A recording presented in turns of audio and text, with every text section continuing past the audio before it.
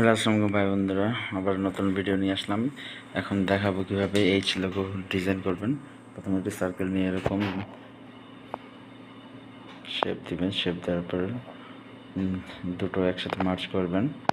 দুটো একসাথে মার্চ করার পরে আপনি এরকম এখন একটি ত্রিভুজ শেপ নেবেন। ত্রিভুজ শেপ নেওয়ার পরে আপনি ঠিক এখানে এতটুকু কেটে ফেললে কোনো একটি সুন্দর হবে। হওয়ার পরে আপনি উপরে এরকম দিবেন, তাহলে সুন্দর এরকম কোনাকুনি একটি হবে।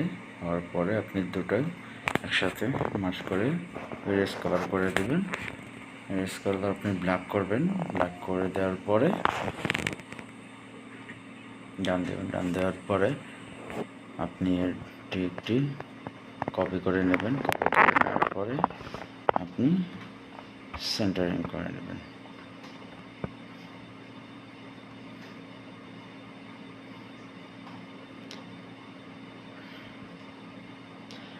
সেন্টারিং করার পরে আপনি উপরের অংশটুকু যেটি ছিল ওটি রোটেট করে এভাবে আনবেন। আনার পরে আপনি মুভ করে অ্যাডজাস্ট করে নেবেন। অ্যাডজাস্ট করার পরে আপনি এই দুটো মার্জ করে ফেলবেন। দুটো মার্জ করার পরে আপনি একটু সুবিধামতো ছোটো করে কালারটি সিলেক্ট করবেন, যে কালারটি দিতে চাচ্ছেন। আমি এই কালারটি দিব। তারপরে একটি স্কোয়ার নেবেন, স্কোয়ারের অপোসিটি কমিয়ে স্ট্রোক বাড়িয়ে এরকম একটি সার্কেল নিয়ে নেবেন। নিয়ে নেওয়ার পরে আপনি সেন্টারিং করবেন।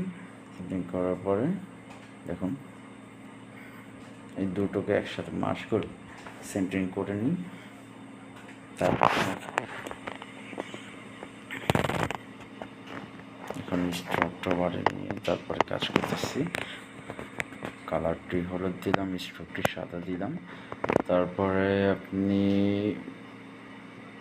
আমি উইথড্র করেছি, তারপরে আবার এই করলাম। আচ্ছা, তারপরে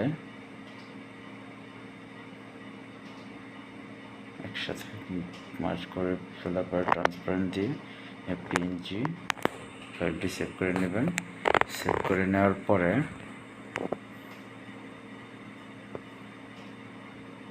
আপনি ব্যাকগ্রাউন্ড যে কালার দিতে যাচ্ছেন চাইলে সেই কালার দিতে পারেন, বা না দিলেন নাও দিতে পারেন। আপনি ইচ্ছা মতো মন খুশি খেয়াল খুশি মতো কাজ করতে পারেন। এখন আপনি ডিরেক্টলি গ্যালারিতে গিয়ে দেখতে পারবেন আপনার এই লোগোটি ঠিক কেমন হয়েছে। দেখুন কি সুন্দর হয়েছে এই লোগোটি। তো ভিডিও ভালো লাগলে লাইক, কমেন্ট এবং সাবস্ক্রাইব করে দেবেন। ভালো থাকবেন, আবার দেখা হবে।